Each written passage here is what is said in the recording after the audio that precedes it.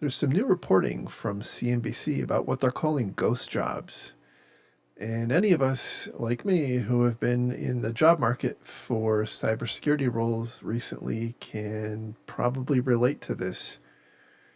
This is, unfortunately, what we've all been seeing, actually now finally hitting the mainstream press, especially the business press, talking about how there is a pretty big gap between the number of roles that are posted and what actually gets hired.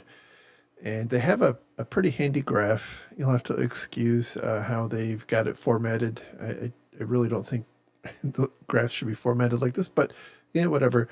It really shows that there's about a 2.1 million job opening gap between what ends up getting hired and what is posted over a given time frame.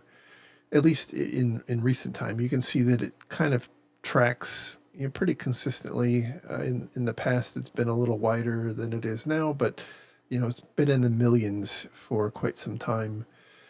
This, by the way, I think is, at least from my perspective, probably a result of recent changes in how hiring is done in a lot of organizations who are now using automated applicant tracking systems to manage their inbound applicants, and therefore there's really not a lot of downside to having job openings posted.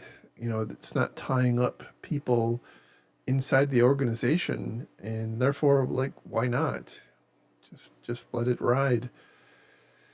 So I think this is incredibly frustrating, and it's exacerbated by the other problem we have, which is for a long time there's been lots of people and organizations banging the drum about the just dire situation with many millions of unfilled cybersecurity jobs.